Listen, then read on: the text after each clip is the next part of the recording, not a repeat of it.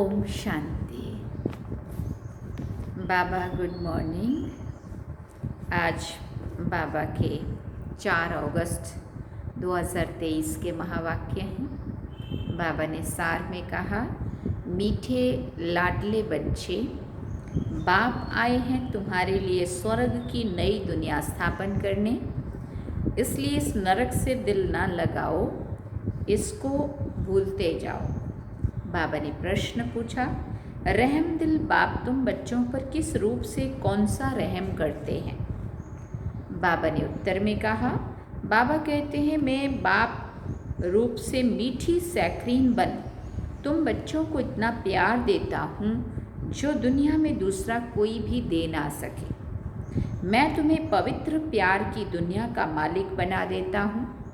Teacher बन तुम्हें ऐसी पढ़ाई पढ़ाता हूँ जो तुम बहिश्त की बीवी बन जाते हो। ये पढ़ाई है मनुष्य से देवता बनने की। ये ज्ञान रत्न तुम्हें विश्व का मालिक बना देते हैं। गीत सुना, कौन है माता, कौन है पिता। ओम शांति। बच्चों को ओम शांति का अर्थ भी समझाया जाता है। ओम का अर्थ है आई एम आत्मा। मैं आत्मा निराकार परमात्मा की संतान हूँ। शरीर का फादर वो है जिसने जन्म दिया है। उनको कहा जाता है शरीर को जन्म देने वाला फादर, और शिव बाबा है आत्माओं का फादर। तो वो तो है ही है। ढेर के ढेर करोड़ों आत्माएं अपनी निराकारी दुनिया में रहती हैं। वहाँ सदैव निराकारी ही निर्विकारी ही है। विकारी तो परम धाम में रह ना सके। पहले तो ये बात पक्की करनी पड़ेगी, मैं आत्मा हूँ, मेरा बाप परमात्मा है। आत्मा के संबंधी सब भाई भाई हैं। इस शरीर के बाप को कहा जाता है लौकिक बाप। आत्मा के बाप को कहा जाता है पारलौकिक बाप, जो सभी का एक ही है। पुकारते भी है ना, ओ गॉड फादर, ओ पतित पावन रहम दिल। ये आत्मा ने पुकारा बाप को। आत्मा इस शरीर के साथ दुखी है, फिर सतयुग में आत्मा को शरीर के साथ सुख है, इसलिए उसका नाम ही है सुखधाम, स्वर्ग। ये है नरक। गाया जाता है ना, दुख में सिमरन सब करे। याद करते हैं पतित पावन को, समझते हैं पतित पावन बाप ऊपर परम धाम में रहता है। गंगा को पतित पावनी नहीं कहेंगे। गंगा को तो इन आंखों से देखा जाता है, निराकार बाप को अथवा आत्मा को नहीं देखा जा सकता। परमपिता परमात्मा प्राणदाता जो दिव्य चक्षु विधाता हैं, उनको कहा जाता है ओ गॉड फादर क्रिएटर। अच्छा, फिर मदर कहाँ से आई? मदर बिगर बाप सृष्टि की रचना कैसे रचे? मदर तो ज़रूर चाहिए ना। गॉड फादर मनुष्य सृष्टि का रचयिता, वो है सबका बाप। फादर है तो मदर भी ज़रूर होगी। बाप आकर समझाते मैं हूँ ही निराकार। मैं जब आऊँ शादी करूँ तब बच्चे होंगे, है ना बाबा। देखो, परंतु शादी तो करनी नहीं है, बच्चे पैदा करने हैं शादी बिगर। बच्चों को मैं एडॉप्ट करता हूँ, समझो कोई को स्त्री नहीं है। चाहते हैं कि हम अपनी मिल्कियत किसी को देकर जाऊँ, फिर धर्म के बच्चे बनाते हैं, अडॉप्ट करते हैं, तो माँ बाप दोनों ठहरे ना। तो बेहद का बाप कहते हैं मैं भी फादर हूँ, मैं कैसे रचूँ? मुझे सत्यु की दुनिया का वर्षा देना है, मैं कैसे आऊँ और कैसे अपना बनाऊँ? तो मदर तो चाहिए ना।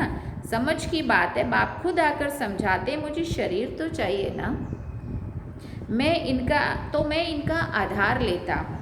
तुम कहते हो हम ईश्वर की संतान हैं। ईश्वर की संतान तो सब है, परंतु इस समय बाप सन्मुख आया हुआ है। तुम बच्चों को गोद में लेते हैं। तुम समझते हो हम बाबा के बच्चे बने हैं। बाप है स्वर्ग का रचयिता। स्वर्ग का मालिक बनाने के लिए राजयोग सिखलाते हैं। खुद बैठ बतलाते हैं मैं निराकार गॉड फादर हूँ। निराकार को मनुष्य सृष्टि का रचयिता कैसे कह सकते हैं? तो बच्चों को एडॉप्ट कर उन्हों को ही बैठ समझाते हैं कि मैं निराकार शिव हूँ, मैं शिव निराकार हूँ, तुम भी निराकार आत्माएं हो। तुम गर्भ जेल में आते हो, मैं गर्भ जेल में नहीं आता हूँ। तुम्हारे लिए है आधा कल्प गर्भ महल, आधा कल्प है गर्भ जेल, क्योंकि आधा कल्प माया रावण पाप कराती है। सतयुग में माया होती नहीं है जो पतित दुखी बनाए। मैं 21 जन्मों के लिए तुमको स्वर्ग का वर्षा देता हूँ। नई दुनिया स्वर्ग को कहा जाता है। मकान भी पुराना होता है तो पुराने को छोड़ नए में जाते हैं। ये भी पुरानी दुनिया है ना, वो है नई दुनिया, गोल्डन एज, पावन दुनिया। तो बाप कहते हैं, लाडले बच्चे, मैं तुम्हारे लिए स्वर्ग स्थापन कर रहा हूँ, तुम फिर नरक से दिल क्यों लगाते हो? अब नरक को भूल जाओ, मुझ बाप और स्वर्ग को याद करो, पुरानी दुनिया को भूलते जाओ। यह है बेहद का संन्यास। पुरानी देह सहित जो कुछ भी देखते हो उनका भी ममत्व छोड़ो। समझो हम सब कुछ ईश्वर को देते हैं। ये ईश्वर, ये शरीर, धन दौलत, बच्चे आदि सब खत्म हो जाने वाले हैं। ये वही महाभारत लड़ाई है जिनके द्वारा मुक्ति, जीवन मुक्ति के गेट्स खुलने हैं। हरि का द्वार कहते हैं ना, हरि कहा जाता है श्री कृष्ण को। उनका द्वार है वैकुंठ। वैकुंठ के गेट बाप आकर खोलते हैं। वहाँ कोई पतित जा नहीं सकता है, इसलिए पतित से पावन बनाते हैं, दुख से लिबरेट करते हैं, और कोई लिबरेट कर ना सके। दुख हरता सुख करता पापी है। बाप कहते, मैं तुमको राजयोग सिखाता हूँ, सदा के लिए सुख देने आया हूँ। मैं तुम्हारे लिए वैकुंठ हथेली पर लाया हूँ। तुम राजयोग सीख कर मनुष्य से देवता बनते हो। बुद्धि भी कहती है कि बरोबर समझ की बातें हैं। समझो ये पुरानी दुनिया है, फिर ये नई बनेगी। सर्वशक्तिवान बाप एक ही बाप है जो अपनी शक्ति से स्वर्ग का मालिक बनाते हैं। चाहते भी हैं एक राज्य हो, ऑलमाइटी अथॉरिटी राज्य हो। सो तो सतयुग त्रेता में अटल अखंड सुख शांतिमय देवी देवताओं की राजधानी थी। कोई विघ्न नहीं था, उनको अद्वैत राज्य कहा जाता है। दूसरा धर्म ही नहीं जो दुखी बने। अभी देखो, भले क्रिश्चियन एक ही धर्म के हैं तो भी उन्हों की आपस में बहुत लड़ाई होती है, क्योंकि माया का राज्य है ना। सतयुग में माया होती नहीं है। अभी कहते हैं, ओ गॉड फादर रहम करो। बाप कहते हैं, रहम तो सब पर करूँगा, सब बच्चों को पापों से मुक्त करता हूँ, अर्थात पतित दुनिया से लिबरेट करता हूँ। तुम सब आत्माओं को ले जाता हूँ निराकारी दुनिया में। बाकी शरीर तो भस्म हो जाएंगे। नेचुरल कैलामिटीज भी गाई हुई है, आसार भी देख रहे हो। फेमन पढ़ना ज़रूर है। अब बाप कहते हैं, छी दुनिया से ममत्व छोड़ो।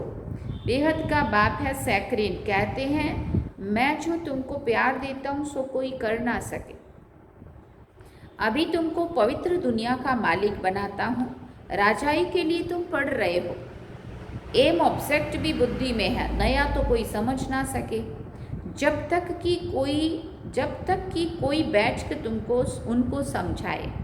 एक हफ्ता बैठ समझें कि मनुष्य से देवता बनना है, इसलिए बाप को जादूगर कहा जाता है। ज्ञान रत्नों से मनुष्य को देवता बनाता हूँ। उनको रत्नागर, सौदागर, मुसाफिर भी कहते हैं। उनको आकर स्वर्ग की महारानी महाराजा बनाते हैं। मुसाफिर कितना हसीन है। तुम जो कोई काम के नहीं थे, अब तुमको पढ़ाकर बहिष्ठ की बीवी बनाता हूँ। तुम जानते हो हम सूर्यवंशी चंद्रवंशी बनने के लिए पढ़ रहे हैं। परमात्मा पढ़ाते हैं, तुम यहाँ क्या पढ़ते हो? फिर बाबा ने पूछा, तुम यहाँ क्या पढ़ते हो? तुम कहेंगे मनुष्य से देवता बनने के लिए पढ़ रहे हैं, क्योंकि ये आसुरी गुणों वाली मनुष्य सृष्टि अभी विनाश होने वाली है। कहते हैं, मुझ निर्गुण हारे में कोई गुण नहीं। तो वही रहम दिल बाप बैठ कर के तुम बच्चों को पढ़ाते हैं। सभी धर्म वालों का एक निराकार बाप को ही, सभी धर्मों वाले एक निराकार बाप को ही परमात्मा मानेंगे। मनुष्य भले गॉड फादर कहते हैं, परंतु जानते नहीं है कि वो कौन है, कहाँ आते हैं। अभी तुम जानते हो वो पुरानी पतित दुनिया में आते हैं, क्योंकि पावन दुनिया स्थापन करते हैं। पुरानी दुनिया को नई दुनिया बनाते हैं। नई दुनिया में तो सुख ही सुख है। बाबा कहते हैं नई दुनिया स्थापन करने कल्प कल्प मुझे ही आना है, मुझे आना ही है। ये तो बुद्धि समझती है कि रात के बाद है दिन, फिर चक्र में कलयुग आता है, कलयुग के बाद फिर सतयुग जरूर होगा ना। तुम बच्चों को ही कहा जाता है स्वदर्शन चक्रधारी। आत्मा जानती है मैं 84 जन्म कैसे लेती हूँ, कोई मनुष्य को सद्गति दे ना सके। मैं ही आकर समझाता हूँ, हम तुमको पावन बनाते हैं। योग बल से तुम विश्व पर जीत पाते हो। बाप है सर्वशक्तिमान, बाप से तुमको बेहद का वर्षा मिलता है। आकाश पृथ्वी सागर आदि सब तुम्हारा हो जाएगा। यहाँ तो देखो आकाश पर भी हद, पानी पर भी हद लगी है ना। कहते हैं हमारे पानी के अंदर तुम नहीं आओ, तुम तो वहाँ सारे विश्व पर राज्य करते हो। स्वर्ग तो फिर क्या, स्वर्ग को भूल नहीं सकते। मनुष्य जब मरते हैं तो कहते स्वर्गवासी हुआ, परंतु स्वर्ग है कहाँ? इसका मतलब ज़रूर ये नरक है ना। ये है ही हेल। सब दुखी है, सब पतित है। ये रावण, ये राज्य ही रावण का है, जिसको जलाते रहते हैं परंतु जलता ही नहीं। मतलब रावण को, बुराई को खत्म करना चाहते हैं, जला भी रहे होते परंतु फिर भी वो खत्म होता ही नहीं। रावण को 100 फुट लंबा बनाते हैं और बढ़ाते रहते हैं। हाँ, क्योंकि बुराई दिन प्रतिदिन बढ़ रही है, इसलिए वो रावण का पुतला भी बड़ा बड़ा ऊंचा ऊंचा बनाते जाते हैं। दिन प्रतिदिन लंबा करते रहते हैं परंतु समझते नहीं है। ये समझ की बातें हैं। यहाँ देखो मुरली चलती है तो फिर टेप में भरी जाती है, क्योंकि गोपिकाएं मुरली बिगर रह ना सके। तो ये प्रबंध है। मुरली बिगर तो तड़फते हैं, क्योंकि ये मुरली है जीवन हीरे जैसा बनाने वाली। यहाँ बाबा पढ़ाते हैं जो मुरली फिर लंदन अमेरिका तक जाती है। बच्चे सुनकर बहुत खुश होते हैं। गाया हुआ है गोपिकाएं मुरली बिगर रह नहीं सकती थी। ये नॉलेज गॉडफादर ही सुनाते हैं। मुख्य एक बात समझानी है कि ये हमारा बेहद का बाप है, इनसे स्वर्ग का वर्षा मिलता है। आत्मा कहती है मेरा बाप परमात्मा है, वो आत्माओं को पढ़ा रहे हैं। ऐसा और कोई कह ना सके कि मैं परमात्मा तुम आत्माओं को पढ़ाता हूँ। ऐसे भी नहीं कहेंगे कि मैं परम आत्मा नॉलेजफुल हूँ। तुम बच्चों को बहुत अच्छी रीति समझाया जाता है, परंतु सबकी बुद्धि एक रस तो नहीं होती है। कोई की सतो प्रधान बुद्धि, कोई की सतो रजो तमो। इसमें टीचर क्या करेंगे? टीचर कहेंगे पढ़ाई पर पूरा अटेंशन नहीं देते थे। गॉड फादर है नॉलेजफुल। ऐसे जैसे टीचर नॉलेजफुल है, स्टूडेंट को पढ़ाते हैं, आप समान बनाते हैं, वैसे इस सृष्टि चक्र की नॉलेज गॉड फादर के पास ही है और कोई नहीं जानते। बाप ही नॉलेज सिखाए, नॉलेजफुल बनाते हैं। बाप है नॉलेजफुल, सबसे ऊंच है, ऊंचा जिसका नाम है, ऊंचा ठाव है। ब्रह्मा विष्णु शंकर है, सूक्ष्म वतनवासी। 3rd ग्रेड में है मनुष्य। मनुष्यों में भी ग्रेड है। सतयुग में मनुष्यों की ग्रेड बड़ी ऊंची रहती है। तुम गोल्डन एज में जाते हो, आयरन एज खत्म हो जाएगा।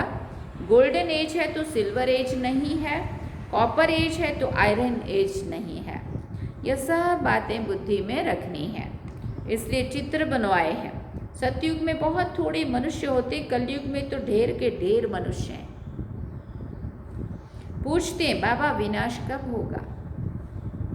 फिर बाबा ने कहा विनाश तब होगा जब नाटक पूरा होगा, सब चले जाएंगे।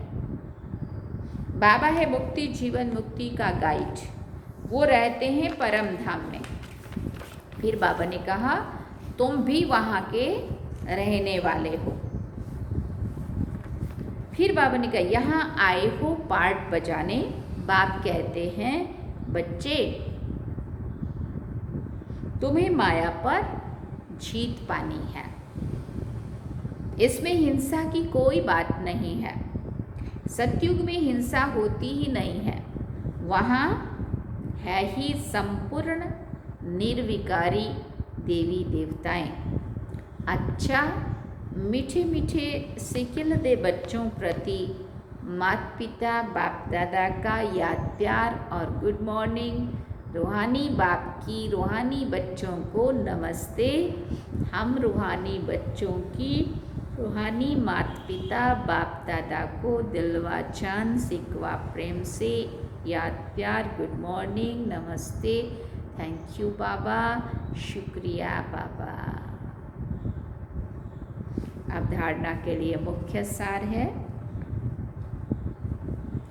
पहला पॉइंट, बुद्धि से बेहद का संन्यास करना है। पुरानी देह सहित जो कुछ इन आँखों से दिखाई देता है उनसे ममत्व निकाल बाप और स्वर्ग को याद करना है। दूसरी बात, पढ़ाई को अच्छी रीति धारण कर बुद्धि को सतो प्रधान बनाना है। मुरली ही पढ़ाई है, मुरली पर बहुत बहुत ध्यान देना है। वरदान में बाबा ने कहा, भाग्य की नई नई स्मृतियों द्वारा पुरुषार्थ में रमणीकता का अनुभव करने वाले मन दुरुस्त भव। भाग्य की नई नई स्मृतियों द्वारा पुरुषार्थ में रमणीकता का अनुभव करने वाले मन दुरुस्त भव। इसका विस्तार सुनते हैं। ब्राह्मण जीवन में लास्ट जन्म होने के कारण शरीर से चाहे कितने भी कमजोर या बीमार हैं, लेकिन मन सबका दुरुस्त है, उमंग उत्साह से उड़ने वाला है, पावरफुल की निशानी है। सेकंड में जहाँ चाहे वहाँ पहुँच जाएं। इसके लिए सदा अपने भाग्य के गीत गाते उड़ते रहो। अमृत विले से भाग्य की नई नई बातें स्मृति में लाओ। कभी किसी प्राप्ति को सामने रखो, कभी किसी प्राप्ति को सामने रखो, तो पुरुषार्थ में रमणीकता आ जाएगी। जैसे भोजन में कैसा हम एक ही गेहूं का एक ही चीज़ रोटी नहीं बनाते, लेकिन उसका भी बहुत सारा वैरायटी, कभी पूड़ा बना दो, कभी मालपूड़ा बना दो, कभी सिंपल पूड़ा बना दो, कभी पूरी बना दो, कभी क्या क्या भी बनता है उसका भी, है ना, रोटी बना लो, परोंठा बना लो, क्या क्या बनता है, वैरायटी बनता है ना अनाज का। ऐसा ही चीज़ भले एक ही योगी करना है, लेकिन विचारों में रमणीकता लानी है, वैरायटी चिंतन। इसलिए नई नई बातें चिंतन में लाएंगे तो आपको नया नया अनुभव होगा, क्योंकि बाबा का ज्ञान तो कितना अथाह है, अकुट है, जितना भी गहराई में चले जाओ। तो बाबा कहते कभी किसी प्राप्ति को सामने रखो, कभी किसी प्राप्ति को सामने रखो, तो पुरुषार्थ में रमणीकता आ जाएगी, बोर नहीं होंगे, नवीनता का अनुभव करें। स्लोगन में बाबा ने कहा, आगे पीछे सोच समझकर हर कर्म करो तो सफलता प्राप्त होती रहेगी। आगे पीछे सोच समझकर हर कर्म करो तो सफलता प्राप्त होती रहेगी। ओम शांति। सार में बाबा ने कहा, देखो आज तो बाबा ने कुछ ज़्यादा प्यार किया है। लाडले मीठे बच्चे तो कहते ही थे, लेकिन आज डबल कहा। बाबा ने कहा, मीठे लाडले बच्चे, बाप आए हैं तुम्हारे लिए स्वर्ग की नई दुनिया स्थापन करने, इसलिए इस नरक से दिल ना लगाओ, इनको भूलते जाओ। और गीत कुछ नया सा है, कौन है माता कौन पिता है, ये आज का मुरली का गीत है। अब हम चलते हैं बाबा की याद में। चलिए।